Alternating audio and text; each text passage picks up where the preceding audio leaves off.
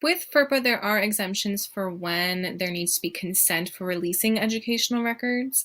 There does not need to be any consent written if it is being sent to school officials. If the school needs to receive information because the child is applying to that school for enrollment, also if there is any kind of auditing or an accreditation process going through with the school and that they need to look at student records of information, then there does not need to be consent.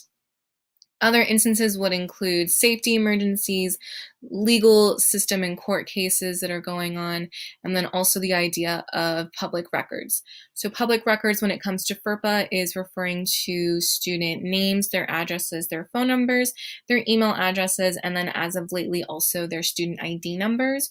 All of that is considered to be part of public records, and therefore it does not need to have any kind of consent form before it can be released. Now, in terms of accessing records, again, the adult child who is 18 or older can request to access their own records, or if the child is below 18, then the parent needs to access it by making a request. And then the school has 45 days to meet that request to allow the parent or student to be able to look at the records.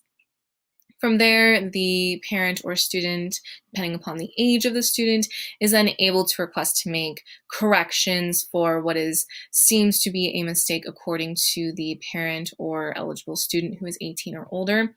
And then from there is a process in which the school has to determine if there is a mistake, if the school is going to fix it, and if the school is not going to fix it, then the parent or eligible student has the option to try and contest this through a hearing. And if that doesn't work, then they can simply just write a letter of contesting the issue, and that'll just be added to the educational record.